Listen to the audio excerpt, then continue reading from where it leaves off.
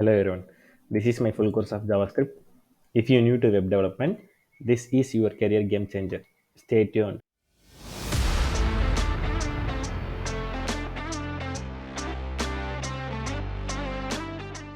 Hey guys, welcome to my channel. In this video, we are going to learn about JavaScript data types. I break down this video into 5 parts. Okay. In first, we'll learn overview about JavaScript data types. After that, we'll deep dive into primitive data types and we'll learn why JavaScript is dynamic typed language. After that, we'll learn reference data type and finally recap this video. So if you are new to this channel, you can check my JavaScript playlist so you can understand the JavaScript basics. Now, the first one, overview about data types. Before get into data types, we need to know what is data, right? You already know data is just like a piece of information, right? So the information is divided into two categories. One is primitive data types, second one is reference data types. The primitive data types can be a string, number, boolean, undefined, or null. Okay. In reference data type, it can be an object or array or function. So don't get confused about this, guys. We'll break down this in one by one. Now, the first one, primitive data types. So it's a fundamental building blocks used to store and manipulate simple values. Okay, the simple values can be a string or number or boolean. You can see undefined or null. Okay, let's explore one by one. Now the first one, string. The string is a data type used to represent the text. Okay, the text may be a username or address or anything. Okay, it's represented inside the single quotes or double quotes. For example, I will show you an example. Let first name equal to John. So this is string data type. Okay, you can write this something like last name equal to, I'm using single quote. Okay, John Paul. Okay, so this is also a string. This is also a string data type. You can check by using type of operator. For example, I'm using console.log. You can use type of name. Save it. If you run this means you can see a string. Okay, I will expand this little more. Okay, so you understand this is a string data type. Anything you added inside the single or double quotes means it's called as a string. Okay, here you can add number also. For example, John 24. I click save. If I run this again means you can see it's considered as a string. Okay, anything you can add number or symbol like this, anything you can add inside the single or double quotes means JavaScript will consider it as a string. Okay, I hope you get this. Now I comment this code. If you commenting means just adding to backslash continuously. Okay, this means JavaScript will not run this code. Okay, you can use this scenario if you are working in project, you don't need this code means one one one way you can delete this or you can add comments so you can refer this in future. Okay, now the second one, number. This is a data type represent the numeric value. Okay, it may be integer or floating points, decimals. Okay, it's considered as a number data type. For example, get salary equal to 50,000. Okay, just assume. So this is number data type. It may be let. I am using let. Okay, don't get confused. We'll explore this. Let price equal to 25,000. So this is called number data type. You can check this by using console as usual. Log type of salary. Run this means you can see this is a number data type. It may be a floating also. For example, 2000.55. Okay, so you can see this is a decimal point. If you run this means you can see this is a number data type. Okay, whatever you can add integer or floating points, it is considered as a number data type. Okay, I hope you understand this. So the third one, boolean. Boolean is a data type. It has only two values. Okay, one is true or it's false. Okay, for example, let subscribed subscribed equal to true. Okay, you can add paid, let paid bill false. So these two things are called boolean data types. You can check by using console as usual. Log type of is subscribed. Save it. If I run this means, you can see this is a boolean. Okay. Okay, I comment this. Now the fourth one, undefined. Undefined means when a variable is created but we are not assigned any value to it. Okay, it's called as undefined. For example, job position. I didn't added any value to this variable. So let's console this. You can see the output.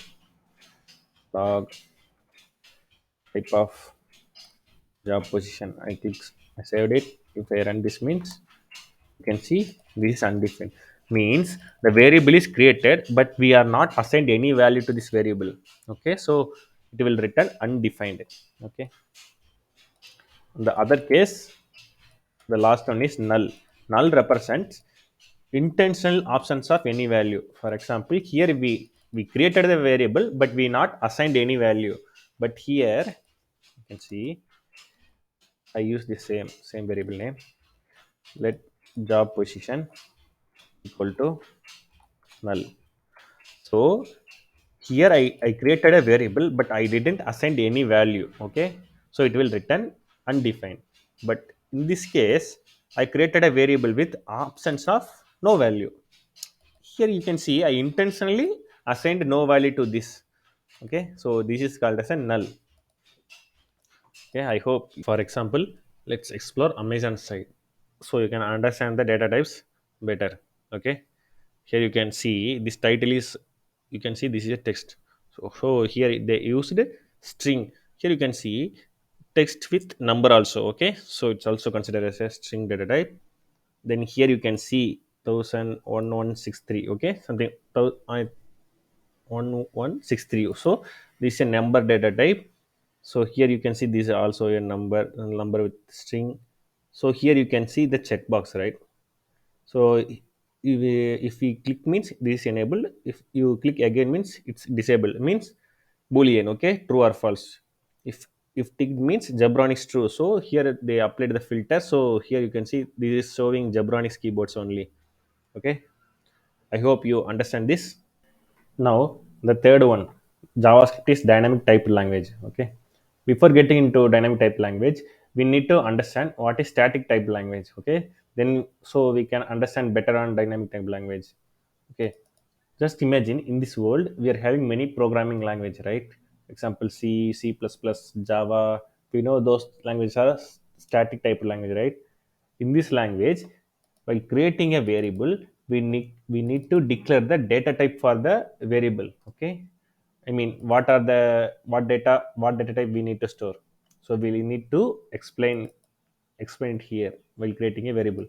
So here you can see you need to specify the data type for the variable when you declare it. Okay, so in this example, here I used 25. So it's an integer value. So I am using int age. Okay, age of, here I am using floating point. So I am using double.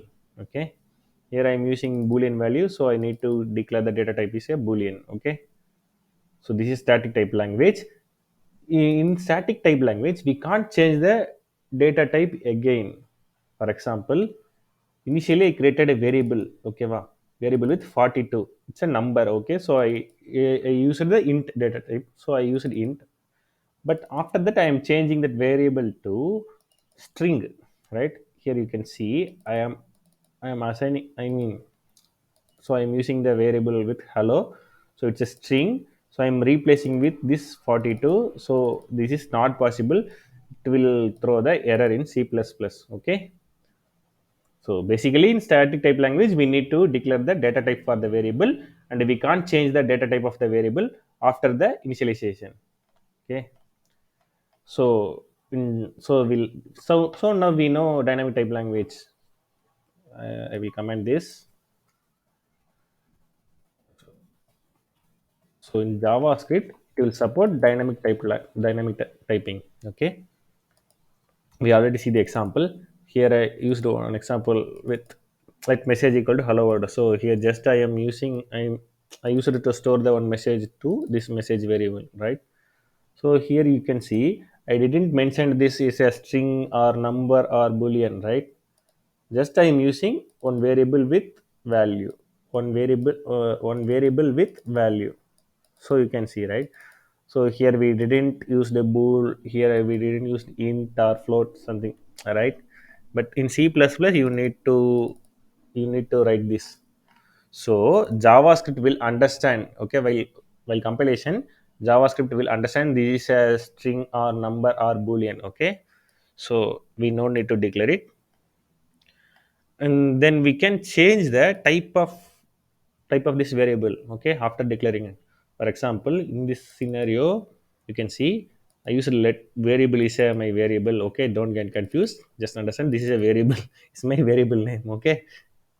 So initially I used 42, okay, to this variable. After that I changed that variable to hello. Okay, wow. So this is a string. Initially it's a number. After that I replaced with hello. Okay, so this is a string. After that I am replacing the hello with true. So this is boolean. So if you add console, you can get understand type of variable. Save it. If I run this means, you can see it's a boolean. So initially it is a number. After that it is a string. After that it is a boolean. Okay. So this is dynamic type language. I hope you understand this. Fourth one, reference data type. Reference data types are not similar to primitive data types because it is dynamic in nature. So they didn't have any fixed size. Okay, don't get confusion about this. We'll explore this in one by one. Okay. Now the first one is called array. Just array is a list or collection of items. Okay, it may be a list. Okay. So each list item has its position or index. So it start from 0. For example, yeah, I will show you one example so you can understand better. For example, let bicycle bicycle equal to, we add open and close square bracket means this is called array. Okay, you can add any items inside this. For example, I am adding bicycle brands. Now will BSA, Hercules, space comma, you can add anything. Okay, so this is a collection of items. So this is one collection. So here this is one collection. So this is one collection. Okay, you can say this is a list. Okay. In second point, you can see each item in the list has a position or index. So this is one position, this is one position, so this is one position. Okay. So this position start from 0 means this is zeroth position, first position, second position. Okay. So I will show you one example so you can understand better. I opened Amazon websites. So here you can see the list of bicycles, right? I will scroll you. See here you can see many bicycles, right? So this is BSA, this is Hercules, this is some brand, this is some other brand. So these are the things are handled inside this array. Okay, I hope you understand this. So I comment this now. We'll go to objects.